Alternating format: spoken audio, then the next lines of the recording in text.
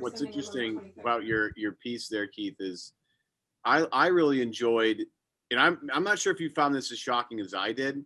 Maybe it's just because I'm on the internet too much, and I'm definitely on the internet too much. But maybe who isn't? I'm right. It's just one of those things where, like, it's been overdone, and it's like the joke is stale, but like Danny Ainge always come up short on deals, et cetera, et cetera. The one thing I was surprised about in your piece was the amount of people that like enjoyed working with the Celtics on trade deals. I always thought, like, oh man, Danny must be a pain in the ass to deal with because he's always holding out. They're always getting close, but never getting over the goal line. Like, it always felt like to me, like if you're the team on the other line, it must be so frustrating. But one thing to me that I found interesting, Keith, and I was going to ask you the same question, was interesting to you to find out that so many people that you interviewed throughout this entire process had, very positive things to say in terms of dealing with Danny and with Mike and the rest of the brain trust inside the Celtics organization.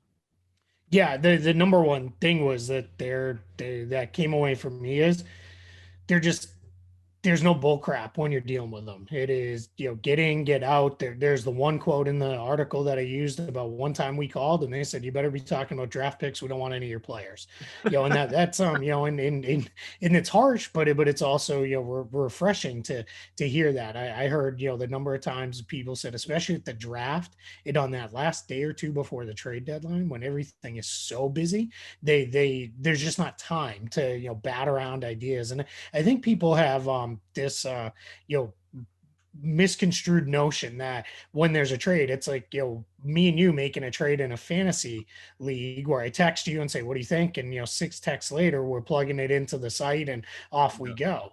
It's not usually like that. These are things that are usually conversations over, days and days and days. And as much as we may all sit around and talk through, trades and make things up, this is what these guys do all day, every day. And it's sometimes as simple as, what do you think about player X? Where are you guys at on player Y? I notice he's not in your rotation. I notice you're not doing this with him. What's going on there?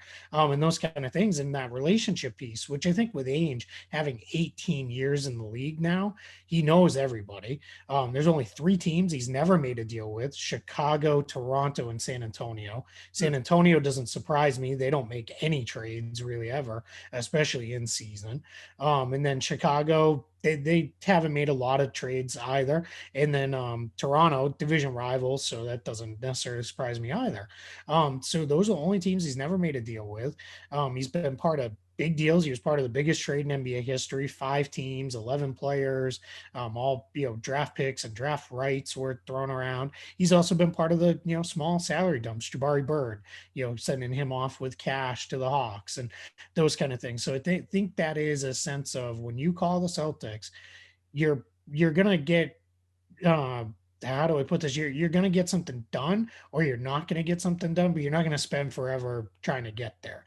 And I think when Ainge says things like, we got close, so we tried really hard, there is truth in that. I think also, some folks said, from their perspective, there's probably a little bit of, well, you got to say those things, and you got to say that because you imagine if he came out at a trade deadline and said, yeah, we didn't really try. We didn't want to do anything. Fan base. Right? Yeah, he's going to get killed. That's going to be, the talking point until, somebody else in town does something dumb.